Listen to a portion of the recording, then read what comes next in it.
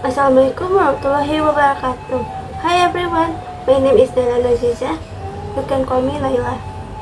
I am a psychology student in University Muhammadiyah, Professor Dr. Hamka, of class F. Name 2408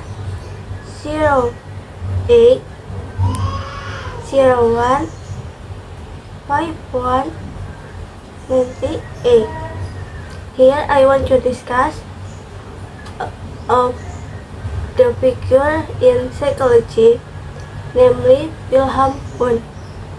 Wilhelm Wundt, born the 16th of August 1022 and died on the 31st of August 1920.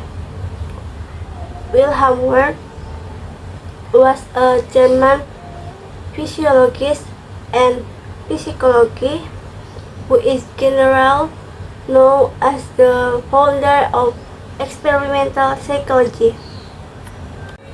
Experimental psychology is a method of studying physiological phenomena and processes. The experimental psychology method in psychology attempts to explain animal activity, include humans, and then the functional organization of mental process by manipulating variables that can cause behavior. This method is primarily concerned with the discovery of laws that describe relationships that can be manipulated. Next, fields of experimental psychology include the study of sensation, perception, memory, motivation, and biological psychology. However, there are experimental branches in many other fields, including psychology, chemical psychology, educational psychology, and social psychology. Next, Wilhelm Wundt was the founder of the first psychology laboratory. He founded it at the University of Leipzig. The purpose of establishing this laboratory was to study the difference in consciousness experience. The establishment of this psychology laboratory was designed as the birthday of modern psychology. Wilhelm Wundt was designed as the first psychologist to pioneer. The establishment of this psychology laboratory was the beginning of the establishment of psychology as a discipline separate from philosophy.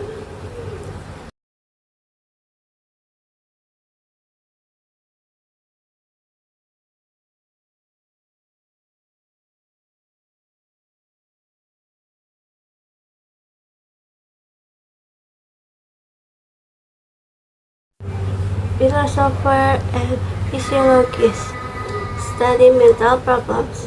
Therefore, at the time, psychology was still part of the science of philosophy and physiology. To recognition of psychology as a new discipline was established in 1886. Next, the psychology laboratory founded by Wundt was originally a psychology laboratory for research on the symptoms of perception and emotion. At that time, this research was included in empirical research in the fields of philosophy and physiology. From this experiment, Wundt concluded that physiology could not provide an explanation for types of perception such as illusion. He argued that the mind of the cause of the difference between perception and object data. Conversely, perception was not the cause of the difference between thought and objective data. Because of this, Wundt determined that the psychology laboratory had changed into a psychology laboratory. His laboratory was the as for research on higher level of thought, sense, memory, and group behavior. Wilhelm Wundt was a pioneer in writing textbooks on psychology. He also founded a psychology laboratory to apply his thoughts. Wundt believed that a review could be obtained from various perspectives. These perspectives include biological, psychodynamic, behavioral, humanistic, cognitive, and cross-cultural or social culture perspective. Wilhelm Wundt made the structuralism the basis of the study of psychology. In Wundt's thinking, psychology is a science that studies human consciousness, the study of the mental process. In Wundt's psychology assesses an introspection method based on philosophy. In Wundt's structuralism, consciousness is a factor that determines the condition of human life. The existence of consciousness enables humans to know about real facts and provide relationship between faith, thought, reason, thinking. Next, structuralist pioneered by Wundt and German structuralists produced two approaches that can be asked to understand human consciousness and behavior.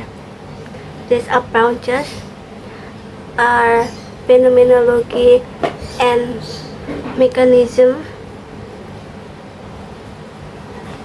Phenomenology emphasizes experience, and while mechanism emphasizes experimentation.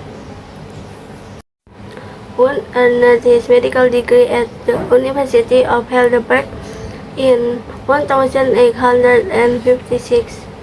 After studying briefly with Johannes Müller, he was appointed lecturer in psychology at the University of Heidelberg, where in 1858 he became assistant to the physiologist Hermann von Helmholtz. During this period, in 1862, Wundt offered the first course ever taught in scientific psychology. Up until that time, psychology had been considered a branch of philosophy and therefore to be concerned primarily with rational analysis.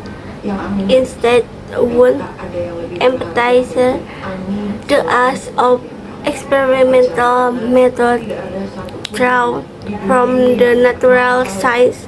His lectures on psychology were published as Vorlesung über die Menschheit at Tiersel 1863, Lecture on the Mind of Man and Animals. He was promoted to assistant professor of psychology in 1864. Next, papers in 1871 for the appointment to John Helmholtz. Wundt then applied himself to writing a work that came to be one of the most important in the history of psychology, Grundzüge der psychologischen Psychologie to Paul.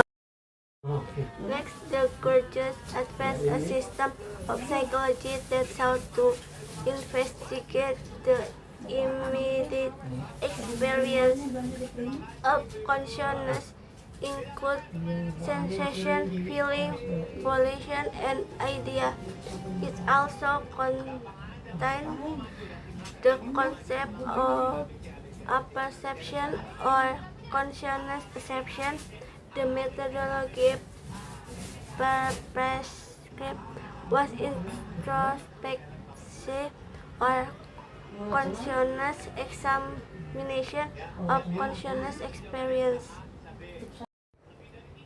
In 1874, Wundt went to the University of Zurich for a year before embarking on the most productive phase of his career as professor at the University of Leipzig.